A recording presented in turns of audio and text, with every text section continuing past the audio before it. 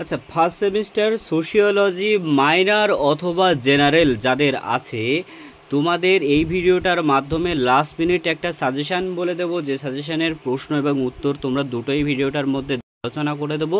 সাথে কয়েকটা ইনফরমেশান দিয়ে দেবো যে বিভিন্ন মাধ্যম থেকে তো তোমরা 100% কমন সাজেশান দেখছো, ইউটিউব থেকে হোক বা বিভিন্ন স্যারের থেকে। এই যে সাজেশানগুলো সেগুলো 100% কমন আসবেই, এটা তোমরা কিভাবে বিবেচনা করছো? বা যদি না আসে 100% কমনের মধ্যে থেকে, দেখা যাচ্ছে তুমি 10টা বা 5টা প্রশ্ন করে গেছো, তার মধ্যে থেকে কমন আসেনি, সেক্ষেত্রে কিভাবে কি লিখে আসবে, কিভাবে লিখলে তোমরা পাস মার্কটা তুলে আসতে পারবে, সেটা কিন্তু এই ভিডিওটার মাধ্যমে আমি বিস্তারিতভাবে আলোচনা করে দেব।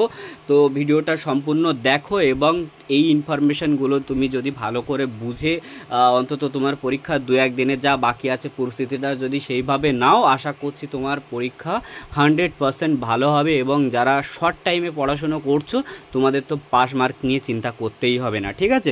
তো ফার্স্টে আমি বলে দিই, এখানে তো মার্কস ডিভিশন আর সিলেবাসটা আছে। সিলেবাস মার্কস ডিভিশন আগের ভিডিওগুলোতে আমি বলে দিয়েছি, এখন আর বলছি না। আমি জাস্ট তোমাদেরকে, তোমরা যারা মাইনর বা এমডিসি জেনারেলের স্টুডেন্ট আছো, তোমাদের প্রশ্ন উত্তর যেগুলো লাস্ট মিনিট সাজেশন হিসাবে, সেগুলো আমি একটু বলে দিই। লাস্ট টাইম বলে দিচ্ছি যে কীভাবে লিখবে এবং কোন কোন প্রসেস ফলো করলে তোমাদের পরীক্ষায় কমন না আসলেও কোনো ক্ষেত্রে তোমরা যাতে পাস করে বার হয়ে আসতে পারো, সেই ট্রিক্সটা আমি বলে দেবো, ঠিক আছে? তো ফার্স্টে দেখো, সমাজবিজ্ঞানের উত্থান এবং বিকাশ আলোচনা করো। এই একটা প্রশ্ন মোস্ট ইম্পর্টেন্টের মধ্যে পড়ে, ঠিক আছে? এই প্রশ্নটা 10 নাম্বার 15 নাম্বার বিভিন্নভাবে ঘুরিয়ে আসবে, ঠিক আছে? বা 5 নাম্বারেরও আসতে পারে। তো তুমি 10 বা 15 এইভাবে তৈরি করে যাও, 5 নাম্বারে আসলে তো কোনো কথাই হয় না, ঠিক আছে? লিখে আসবে। তো এখানে দেখো প্রশ্নের উত্তরগুলো আছে, উত্তরগুলো আমি আর আলোচনা করছি না, তাহলে এই ভিডিওটা অনেক বড় হয়ে যাবে, ঠিক আছে? উত্তরগুলো তোমরা স্ক্রিনশট করে নাও বা তোমরা এইভাবে পড়ে নাও, ঠিক আছে? বা এর যদি নোটসের পিডিএফ চাও, তাহলে আমি পিডিএফ কীভাবে পাবে সেটাও আমি এই ভিডিওর মধ্যে আমি বলে দেবো, ঠিক আছে? তো পিডিএফের ব্যাপারটাও তোমরা ভিডিওটা লাস্ট অবধি ওয়াচ করে জানতে পারবে। তারপর সমাজবিজ্ঞানের বিষয় ও ব্যাপ্তি আলোচনা করো, ঠিক আছে? এই একটা প্রশ্ন মোস্ট ইম্পর্টেন্ট। আমি প্রথম থেকে যে প্রশ্নগুলো রেখেছি মোস্ট ইম্পর্টেন্ট প্রশ্নগুলো, ঠিক আছে? এখানে লেখা। তারপরে দেখো 3 নম্বর প্রশ্নটা, সমাজবিজ্ঞান কি একটি বিজ্ঞান? আপনার মতামত পক্ষে যুক্তিদান করো। এইটা হচ্ছে ট্রিপল স্টারের একটা প্রশ্ন, ঠিক আছে? ট্রিপল স্টারটা মানে বোঝো, ছোটোবেলা থেকে তোমাদের দেখেছো স্যার ম্যামরা ট্রিপল স্টার দেয় সেই সমস্ত প্রশ্নে, যেগুলো মানে আসার 100% চান্স থাকে, ঠিক আছে? তারপর এই প্রশ্নটা দেখো, সমাজবিজ্ঞান বা অন্যান্য সামাজিক বিজ্ঞানগুলোর মধ্যে সম্পর্ক আলোচনা করো। এই সমস্ত প্রশ্নগুলো না ঘুরিয়ে ফিরিয়ে আসবে, এইভাবে সেম না আসলেও কিন্তু এই সেম উত্তর কিন্তু সেখানে তুমি লিখে আসবে, ঠিক আছে? তারপরে দেখো, সমাজবিজ্ঞান এবং সামাজিক বিজ্ঞানের মধ্যে সম্পর্ক আলোচনা করো, ঠিক আছে? এটাও একটা মোস্ট ইম্পর্টেন্ট প্রশ্ন আছে।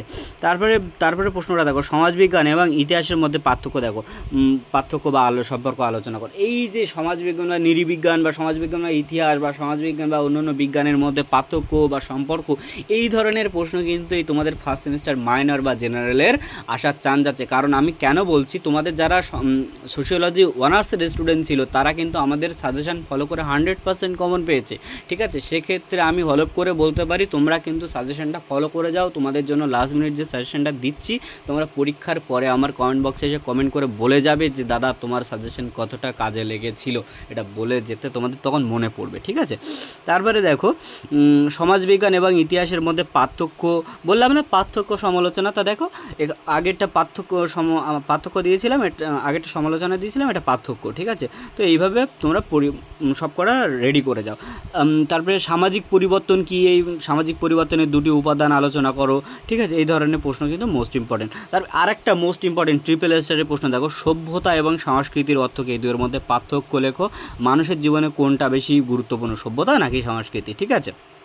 তারপরে দেখো, সংস্কৃতির অর্থ কী? সংস্কৃতির বিভিন্ন উপাদান ও গুরুত্ব সম্পর্কে পর্যালোচনা করো, ঠিক আছে? তারপরে প্রশ্ন দেখো, বলছে যে একটি সামাজিক প্রতিষ্ঠান এগুলো কিভাবে একে অপরের সাথে সম্পর্কিত, ঠিক আছে? একটি সামাজিক প্রতিষ্ঠান এগুলো কিভাবে একে অপরের সাথে সম্পর্কিত, এই ধরনের প্রশ্ন কিন্তু মোস্ট ইম্পর্টেন্ট। আমি তোমাদের একটা ব্যাপার একটু বলে দিই, যার জন্য আমি ভিডিওটা আবার সামনে তোমার ফার্স্ট পেজে নিয়ে যাচ্ছি। এটা কিন্তু তোমার এই যে সিলেবাসটা আছে দেখো, এখানে মোটমাট 3খানা টপিক আছে, ঠিক আছে। দেখেছো যে সমাজবিজ্ঞান, শৃঙ্খলা দৃষ্টিভঙ্গি, সমাজবিজ্ঞান ও অন্যান্য সামাজিক বিজ্ঞান এবং মানব সমাজ, এই যে 3খানা সিলেবাস না, 3খানা যে টপিক, এই 3খানা সিলেবাস না, 3খানা টপিক। তো এটার উপর থেকে তোমাকে কিন্তু 3খানা প্রশ্ন অবশ্যই লিখতে হবে, 3খানা বা অধ্যায়ের ওপর থেকে। তারপরে তুমি বাদবাকি যেখান থেকে লেখো। আর এই সিলেবাসটা বা সাজেশনটা তোমরা ফলো করতে পারবে কারা কারা? ফার্স্ট সেমিস্টারের যাদের মাইনর বা জেনারেলে আছে, এবং থার্ড সেমিস্টার যারা মাইনরের স্টুডেন্ট আছো, তোমরা এই সিলেবাসটা ফলো করবে, ঠিক আছে। তো তারপর আমি বলে দিই, এবার সোজা প্রশ্নে চলে যাই। যে দেখো বলছে এই প্রশ্নগুলো বলা হয়ে গেছে, সমাজবিজ্ঞান বা ইতিহাসের মধ্যে পার্থক্য, এগুলো তো বলা হয়ে গেছে। 9 নম্বরের প্রশ্ন দেখো, সভ্যতা সংস্কৃতির মধ্যে এর অর্থ কী, এটাও বলা হয়ে গেছে। এবার দেখো 10 নম্বরের প্রশ্নটা, সংস্কৃতির অর্থ কী, সংস্কৃতির বিভিন্ন উপাদান আলোচনা করো। তারপরে আরেকটা প্রশ্ন দেখো যে একটি সামাজিক প্রতিষ্ঠান এগুলো কিভাবে একে অপরের সঙ্গে সম্পর্কিত, মানে সামাজিক বিভিন্ন প্রতিষ্ঠান থাকে, ঠিক আছে। তো সামাজিক প্রতিষ্ঠানগুলো তোমার কিভাবে একে অপরের সাথে সম্পর্কিত সেটা কিন্তু লিখতে হবে। আগে দেখো আমাদের প্রশ্নগুলোর মধ্যে দেখো খুব সুন্দরভাবে বুঝিয়ে দেওয়া আছে। ভূমিকা ফার্স্টে লেখা আছে, যে ভূমিকা সামাজিক প্রতিষ্ঠানের সংজ্ঞা টঙ্গা এখানে লেখা আছে, ঠিক আছে। এবার এর পরেরটা তোমার সামাজিক প্রতিষ্ঠানের সংজ্ঞা, বিভিন্ন সমাজবিজ্ঞানীদের সংজ্ঞা। যে দেখো সমাজতত্ত্ব বা এই সোশিওলজি সাবজেক্টটা পড়তে বা লিখতে গেলে প্রশ্ন যদি ফুল মার্কস পেতে চাও, যে 15 নম্বরের প্রশ্নের মধ্যে 10 নাম্বার পেতে চাও, সেক্ষেত্রে তোমাকে কিন্তু এই যে সমাজবিজ্ঞানীদের সংজ্ঞাগুলো তোমাকে তুলে ধরে উত্তর করে আসতে হবে। আর এইগুলো যদি না দিতে পারো তাহলে এই 10-15-র মধ্যে হয়তো 4-5 দিয়ে দেবে, ঠিক আছে। তাই জন্য বলবো একটু যে প্রশ্নগুলো ভালো করে রেডি করছে সেই প্রশ্নগুলো ভালো করেই রেডি করবে, ঠিক আছে। সংস্কৃতির অর্থ কী, ব্যক্তিত্বের বিকাশে সংস্কৃতির ভূমিকা আলোচনা করো। তারপরে প্রশ্নটা দেখো যে সামাজিক পরিবর্তন কি, সামাজিক পরিবর্তনে প্রযুক্তির ভূমিকা আলোচনা করো, মোস্ট ইম্পর্ট্যান্ট আছে, ঠিক আছে। তারপরে দেখো তার নেক্সট প্রশ্ন কী আছে, সামাজিক পরিবর্তন কি, এই পরিবর্তনের জৈব উপাদানগুলি সম্পর্কে লেখো, ঠিক আছে। তারপরে প্রশ্নটা দেখো যে প্রাথমিক বা মাধ্যমিক গোষ্ঠী বলতে কী বোঝে, এদের মধ্যে প্রাথমিক বা গৌণ গোষ্ঠী বলতে কী বোঝে, এই ধরনের প্রশ্ন আসবে, ঠিক আছে। এটা মোস্ট ইম্পর্ট্যান্ট আছে, ঠিক আছে। তারপরে প্রশ্নটা দেখো যে এখানে বলছে সমিতি সংজ্ঞায়িত করো, মানে সমিতি কী, সমিতির সংজ্ঞা দাও, ঠিক আছে, এই ধরনের প্রশ্ন। জনসমাজ বা সমিতির মধ্যে পার্থক্য করো, কেন আধুনিক সমাজ সমিতির উপর নির্ভরশীলতা আলোচনা করো। এটা কিন্তু একটা ট্রিপল স্টার কোশ্চেন, ঠিক আছে। আমি যে ট্রিপল স্টার যেগুলো বলছি এগুলো কিন্তু অবশ্যই আগে করবে, ঠিক আছে। সমাজ কি, সমাজ সম্প্রদায় এবং সমিতির মধ্যে পার্থক্য লেখা, এটাও একটা ট্রিপল স্টারের প্রশ্ন, ঠিক আছে।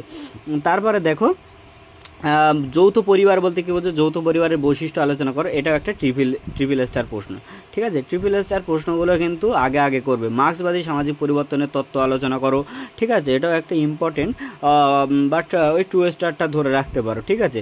সমিতি সংজ্ঞায়িত করো, আধুনিক সমাজে কেন সমিতির উপর নির্ভরশীল, আগের যে সমিতির যে প্রশ্নটা ওই প্রশ্ন সিমিলার কিন্তু ঘুরিয়ে এইভাবে আসতে পারে, ঠিক আছে। একটি সামাজিক গোষ্ঠী কি, তারপরে বিভিন্ন ধরনের সামাজিক গোষ্ঠী সম্পর্কে আলোচনা করো। ওই যে আগের বার একটা সামাজিক গোষ্ঠীর প্রশ্ন দিয়েছিলাম, সেম প্রশ্নর কিন্তু একটু ঘুরিয়ে আসলে এইভাবে লিখতে হবে, ঠিক আছে। তারপরে দেখো তোমার একটি পরিবারের বৈশিষ্ট্য আলোচনা করো। পরিবার কাকে বলে বা পরিবারের বৈশিষ্ট্য, তো এই পরিবারের উপর থেকে যে প্রশ্ন আসবে এই প্রশ্নটা লিখলেই হবে। ট্রিপল স্টারে একটা প্রশ্ন আছে, ঠিক আছে এটা। তারপরে প্রশ্ন দেখো যে ঐতিহ্যগত পরিবার বা আধুনিক পরিবারের মধ্যে পার্থক্য লেখো, এটাও কিন্তু এই পরিবারের সাথে কিন্তু পরিবারের মধ্যে থেকে যে কটা প্রশ্ন দিচ্ছে কিন্তু এই প্রশ্নগুলো তুমি ভালো করে দেখে গেলে তুমি লিখে আসতে পারবে। মাত্র 1-2 প্রশ্ন, ঠিক আছে, পরিবারের পরিবারের মধ্যে থেকে বেশি কিছু দেয়। এখানে একটা প্রশ্ন দেখো, একটি পরিবার কি বা পরিবার কেন ভেঙে পড়ছে যুক্তিসহ আলোচনা করো। মানে আমরা দেখেছি আগে সব পরিবারগুলো কত বড় বড় ছিল, হ্যাঁ, এখন বর্তমান সমাজ ব্যবস্থায় পরিবারগুলো ছোট্ট টুকরো হয়ে যাচ্ছে, তো কেন সেটা কিন্তু আলোচনা করতে হবে। এই ধরনের প্রশ্নগুলো এমনভাবে আমি লিখে দিয়েছি যে তোমরা যদি পড়ে যাও তো এটা মানে সিম্পল ধারণা মাথার মধ্যে চলে আসবে, যে এত সহজ ভাষায় লেখা না আমাদের নোটসগুলো, তো তোমার মাথার মধ্যে তোমার কষ্ট হবে না, একবারও ভাবতে কষ্ট হবে না, ঠিক আছে, ভাষাগুলো ভাবতে কষ্ট হবে না। তার সামাজিক নিয়ন্ত্রণ কি এর প্রক্রিয়া, এটা 3 স্টারের প্রশ্ন আছে, ঠিক আছে, 3 স্টারের যুক্ত প্রশ্ন। তারপরে প্রশ্নটা দেখো, সামাজিক নিয়ন্ত্রণ কি এর এবং ধর্ম শিক্ষার ভূমিকা সামাজিক নিয়ন্ত্রণের প্রক্রিয়া হিসাবে আলোচনা করো। এই যে সামাজিক নিয়ন্ত্রণের উপর থেকে 2 প্রশ্ন দেখলে 2 প্রশ্নই কিন্তু ট্রিপল ট্রিপল স্টার, দুটো প্রশ্ন থেকে একটা আসবেই, ঠিক আছে। এবার 5 নম্বরে কয়েকটা প্রশ্ন বলে দিই যে সামাজিক পরিবর্তন কি, সামাজিক পরিবর্তনে প্রযুক্তির ভূমিকা আলোচনা করো। এটা আমি কিন্তু 15 নম্বরেও বলেছিলাম এবং বলেছিলাম যে 5 নম্বরে কিন্তু আসতে পারে, তা দেখেছো 5 নম্বরেও কিন্তু আমি রেখেছি। তো এই প্রশ্নটা তাহলে সেইভাবে গুরুত্ব দিয়ে দেখো। সামাজিক পরিবর্তন কি, সামাজিক পরিবর্তনে সংস্কৃতির ভূমিকা আলোচনা করো। হ্যাঁ, সংস্কৃতি কি, সংস্কৃতির বিভিন্ন উপাদান পর্যালোচনা করো, ঠিক আছে, এই ধরনের প্রশ্ন। তারপর প্রশ্ন দেখো সংস্কৃতি কি, সংস্কৃতির শিক্ষার দৃষ্টিকোণ থেকে সংস্কৃতির গুরুত্ব আলোচনা করো, মোস্ট ইম্পর্টেন্ট, ট্রিপল স্টার, ঠিক আছে। সমাজবিজ্ঞানী এবং ইতিহাসের মধ্যে সম্পর্ক 5 নম্বরে আসতে পারে এই ধরনের প্রশ্নগুলো। যৌথ পরিবার কি, যৌথ পরিবারের বৈশিষ্ট্য। একটু আগে পরিবার নিয়ে যখন বলছিলাম, পরিবার কাকে বলে, পরিবার ভাঙছে কেন, পরিবারের সংজ্ঞা দাও। এখানে দেখো পরিবারের প্রশ্নটা যৌথ পরিবার, যৌথ পরিবারের বৈশিষ্ট্য আলোচনা করো, এই ধরনের প্রশ্ন কিন্তু ঘুরিয়ে তোমাদেরকে আসবে। আর এই প্রশ্নগুলো কিন্তু যদি না করে যাও তাহলে আমি বলবো তাহলে তোমার কিন্তু পরীক্ষা দিতে যাওয়াই উচিত না, ঠিক আছে। কারণ এই সমস্ত প্রশ্নগুলো কিন্তু বাদ দিলে সিলেবাসে কিন্তু প্রশ্ন থাকে না। মোস্ট ইম্পর্টেন্ট প্রশ্নগুলো তুলে তুলে এনে তোমাদের জন্য ধরেছি, ঠিক আছে। তার মধ্যে থেকে যেগুলো ট্রিপল স্টার বলে দিচ্ছি এগুলো কিন্তু অবশ্যই দেখে যাবে, ঠিক আছে, এগুলো কিন্তু বাদ দিতেই পারবে না। সভ্যতা সংস্কৃতির এই দুইয়ের মধ্যে পার্থক্য লেখো। 15 নম্বরেও এই প্রশ্নটা আমি বলেছিলাম, ঠিক আছে। প্রাথমিক এবং মাধ্যমিক গোষ্ঠীর কী বলতে কী বোঝায়, এদের মধ্যে পার্থক্য লেখো। আগেরবার প্রাথমিক বা মাধ্যমিক গোষ্ঠী বা গণগোষ্ঠীর মধ্যে তোমাদের বিশ্লেষণাত্মক প্রশ্ন দিয়ে বলেছিলাম 15 নম্বরে, সেটা এখানে 5 নম্বরে কিন্তু শর্টলি বলে দিলাম, ঠিক আছে। তারপরে দেখো তোমার সমাজবিজ্ঞানের বিষয় ও ব্যাপ্তি আলোচনা করো। হ্যাঁ, এই ধরনের প্রশ্ন কিন্তু মার্ক্সবাদী সামাজিক পরিবর্তনের তত্ত্ব আলোচনা করো, ঠিক আছে। তো এই ধরনের প্রশ্ন কিন্তু তোমাদের কিন্তু খুব সামাজিক বিচ্যুতি কি, সামাজিক বিচ্যুতি কি একটা ট্রিপল স্টারের প্রশ্ন আছে, ঠিক আছে, সামাজিক বিচ্যুতি।